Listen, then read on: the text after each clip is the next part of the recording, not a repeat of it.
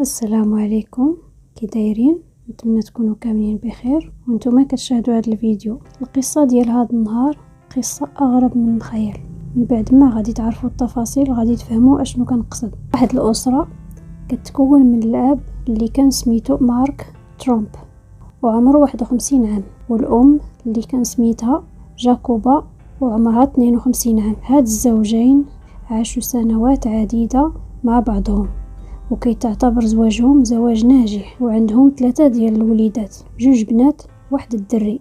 البنت الصغيرة اللي هي أخي العنقود فعمرها 22 سنة وسميتها آيلا، هي الضحوكية ديال الدار، عزيز عليها تشد في والديها وخوتها، شخصيتها مرحة. أما الابن المتوسط اللي قبل منها فكان في عمره 25 عام وسميته ميتشل. أما الابنة الكبيرة فكان سميتها ريانا وفي عمرها 29 عام، كانت هي مولاة العقل ديال الدار اللي بغاوها خوتها ديرها ليهم، واللي بغاو يديروها كيستشروا معاها، يعني كيعتبروها بحال الام ديالهم. هاد الاسره من النوع اللي عزيز عليهم المغامرات والرحلات. في يوم من الايام وبالضبط نهار 29 شهر 8 سنه 2016 طاحت عليهم واحد الفكره اللي نقدروا نقولوا عليها فكره عجيبه وغريبه. قرروا يديروا رحله بريه، ولكن ماشي أي رحلة، كانوا حطوا شروط على بعضياتهم وقرروا يخرجوا للرحلة فقط بالطوموبيل، وما يديوش معاهم لا ورقهم الشخصية لا تليفوناتهم لا حتى البطاقات المصرفية ديالهم. نهار كامل وهما غابرين، خرجوا من الصباح وصل الليل، كيتصلوا بهم الأقارب ديالهم وما كيجاوبوش. لا غد ليه غادي يقرر الجار ديالهم وكذلك بعض الأفراد من عائلتهم يتصلوا بالشرطة ويبلغوا باختفائهم. وطبعا من بعد لحظات غادي يوصلوا الشرطة وغادي يحلوا دار هاد الأسرة اللي هي عائلة ترومب. قبل ما يدخلوا ليها غيلقاو السيارات ديالهم كاينين حدا الدار، باستثناء سيارة بنتهم الصغيرة اللي غالبا غيكونوا داوها معاهم. اما السيارات اللي بقاو كانوا في موضع غريب، كانوا محلولين البيبان ديالهم كاملين وفي الداخل كاينين السوارد، يعني كون جا شي شفار كون سهل عليه يسرقهم، كون سهل عليه انه يدي دوك السيارات بكل سهوله. الشرطه ما فهموا والو في هذا الشيء، حسوا بحال الا هاد العائله كيديروا شي تحدي او شي لعبه بحال دوك التحديات ديال التيك توك. اما ملي دخلوا الشرطه للدار بقاو غير كيشوفوا، لقاوها عامره اوراق في الارض وسجلات بحال الا شي حد دخل وكيقلب على شي حاجه في الدار وما لقاهاش ورونها وخرج. ومن ضمن الاشياء اللي لقاو في الدار الجوازات ديال افراد العائله ب5 واوراقهم الشخصيه والبطاقات كذلك والهواتف. الوحيد اللي ما لقاوش التليفون ديالو هو الابن ميتشل، لكن غادي يلقاو هاد التليفون من بعد في الطريق اللي كان داز منه.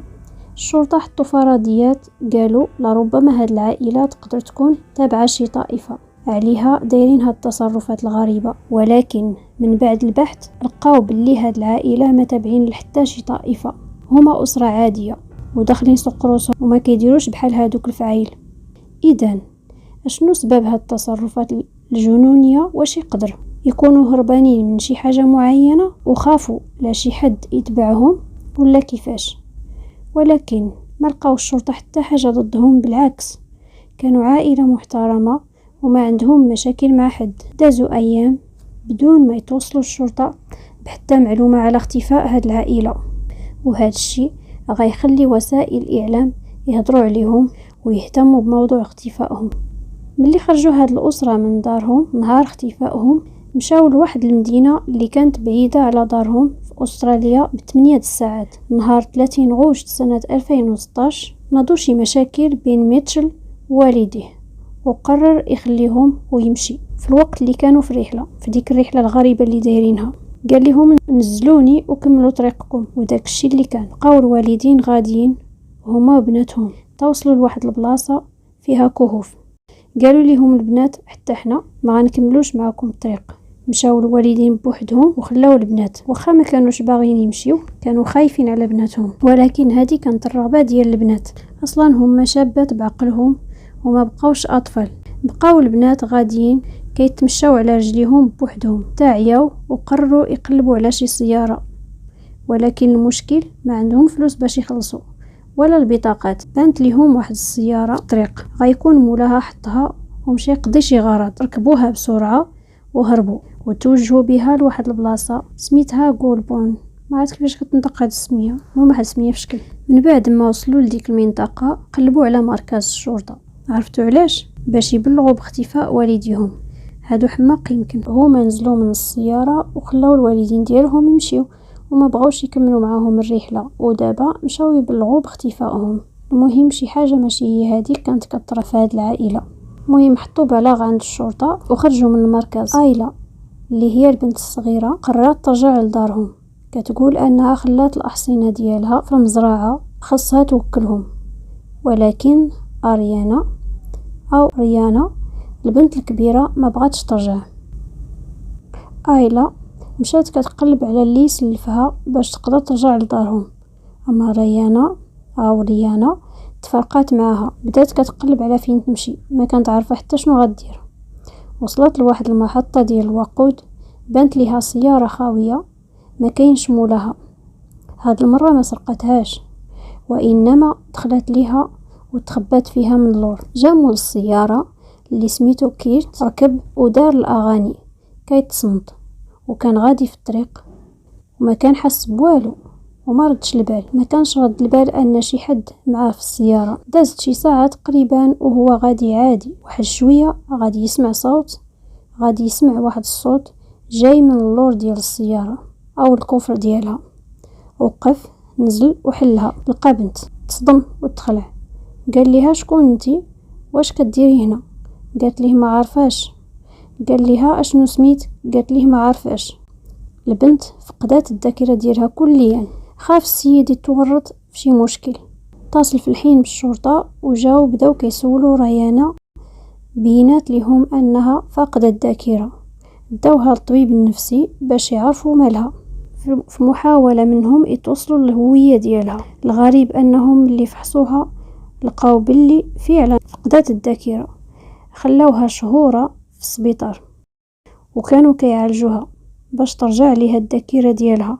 اما الاخت ديالها الصغيره وصلت لدارهم وتصدمات ملي لقات تماك عامر بالشرطه والمحققين ما فهمت والو. شدوها وبداو معاها في التحقيق. كانوا معتبرينها مشتبه اول في اختفاء الاسره ديالها، خاصه ملي شافوها رجعت للدار بوحدها وما كان فيها والو. ولكن اللي غادي يطرى واللي غادي يجي لهم عاوتاني غريب هو ان لا غد ليه غيتفاجئوا بوصول الابن ميتشل للدار حتى هو. الوحيدين حاليا اللي ما عارفينش فين هما والديهم. حققوا مع الشرطة، سولوه كيفاش دارت ترجع للدار وهو ما معاه لا بطاقات مصرفية لا فلوس. قال لهم جيت في القطار، ربما شي حد خلص عليه. ما عطاهم حتى شي تفاصيل. هاد القصة الغريبة دارت ضجة في أستراليا. الصحف كانوا مهتمين بزاف بهاد الحادثة الغريبة. كل مرة كيجيو عند آيلة وخوها ميتشل وكيسولوهم على والديهم واختهم، كلشي بغا يعرف شنو طرا. في كل مقابلة كيديروها كيطلبوا في النداء ديالهم من والديهم الا كانوا كيتفرجوا وشافوهم يرجعوا للدار. نرجعوا دابا نهضروا على الوالدين اشنو داروا من بعد ما رفضوا يكملوا معاهم الرحله. بقاو مكملين الرحله ديالهم عادي. دار واحد المنطقه اللي كانت بعيده على دارهم. ملي وصلوا ليها قرروا حتى هما يتفارقوا. عارفكم غادي تتلفوا وما غتبقاو فاهمين والو. حتى انا فاش قريت هاد القصه ما فهمت والو في الاول، ولكن في الاخير غادي تفهموا كل شيء. المهم دابا غادي تبان لكم هاد العائله فعلا عائله مجنونه. الاب قرر يمشي لواحد المنطقه جات في الشرق ديال ديك المدينه اللي وصلوا ليها، اما الام قررت تمشي للغرب. الاب دا معاه الطوموبيل والام مشات على رجليها. الام جيكوبا فاش كانت في الطريق جاها الجوع وما عندها لا فلوس لا سياره لا والو. اتجهت لواحد الاوتيل، دخلت عندهم بغات تحجز فيه غرفه باش تبات فيها، لان في داك الوقت كان طاح الظلام. ولكن فجاه بدات كدير شي حركات في شكل. الناس اللي خدامين تماك حسوا بلي هاد السيده يمكن تكون حمقى، هزوها وداوها للسبيطار. ملي وصلت استطاعوا الاطباء يتعرفوا عليها، لان صورها كانت منتشره في كل بلاصه، وكان اختفائها هي وراجلها وولادها داير ضجه كبيره انذاك. اتصلوا بالشرطه جاو داوها وحققوا معاها، ولكن ما فهموا منها والو. السيدة فقدت الذاكرة كليا بحال بنتها. داوها المستشفى اللي كاينه فيها نيت بنتها وحطوها تماك باش تعالج، وبداو كيبحثوا على الزوج ديالها اللي كان حتى هو موجود في واحد المدينه بعيده بشي كيلومترات. غتسالوا اش كان كيدير تماك. واحد النهار كانوا جوج اشخاص غاديين في الطريق، راجل ومرته، كانوا صايقين ما عليهم ما بيهم تبانت ليهم واحد السياره تبعاهم، فين ما يدوروا يلقاوها تبعاهم. استغربوا ووقفوا. وقفات ديك السياره وعرفتوا شكون خرج منها؟ مارك اللي هو الاب اللي اختفى. خرج من السياره بدا كيجري جهه دوك الزوجين. تخلعوا صحابهم غيأديهم، ولكن داز حداهم وهرب جهه الحديقه. بان ليهم السيد ماشي طبيعي، خافوا لا يأدي شي حد واتصلوا بالشرطه اللي جاو لعين المكان واعتقلوه. داوه لمركز الشرطه يحققوا معاه. بان ليهم طر ليه الفريق، بان ليهم السيد ما عنده عقل، فاقد الذاكره حتى هو وما عنده عقل، يعني كيتصرف بحال شي مجنون. السيد ما كانش في هذا العالم، كيف ما قلت كان كيتصرف بحال شي واحد مسطي. حاولوا ياخذوا منه معلومات ويعرفوا سبب هاد التصرفات اللي داروها هو والاسره ديالو، ولكن السيد والو ما كانش فاهم حتى شنو كان كيطرا. ولكن واخا ما كانش طبيعي، من ظهره انه عنده خو خدام مع الشرطه وخدام بالضبط في هذاك المركز، وقف معاه وتم اطلاق سراحه. ليومنا هذا باقي حتى شي واحد ما عارف اشنو وقع لهاد الاسره، حيت هما بنفسهم ما عرفوش اشنو طرا ليهم. النظريات اللي طلعوا من بعد هاد الحادثه الغريبه هي انه يقدر يكونوا شربوا ماء ملوث بمواد كيميائيه طرات في دماغهم، او داك الماء فيه شي مخدر وشربوه. ولكن واحد الضابط ملي كان كيحقق مع بنتهم في الدار طلب منها تعطيه كاس ديال الماء، وفعلا عطاتو ليه وشرب وما طرا ليه والو.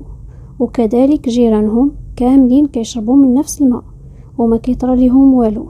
النظريه الثانيه تتقول يقدر يكونوا شي عصابات بغاوها في هاد العائله، اي عائله ترامب، وكانوا هربانين منهم، وحيت هاد العائله خافوا من المشاكل ناضوا هربوا.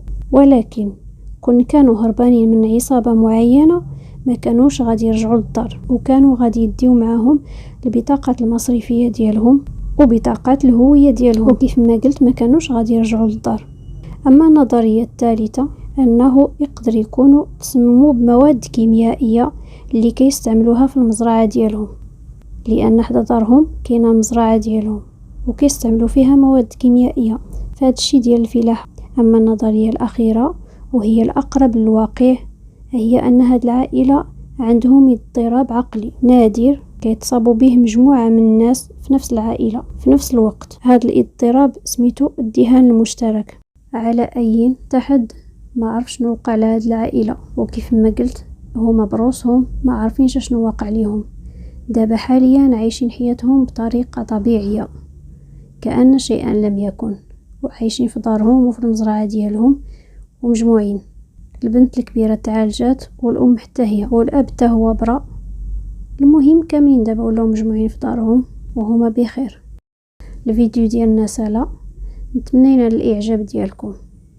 فضلا وليس امرا اشتركوا في القناه وفعلوا الجرس باش توصلوا بالجديد، ودعموني بلايك. خليتكم على خير والى فيديو قادم ان شاء الله. مع السلامه.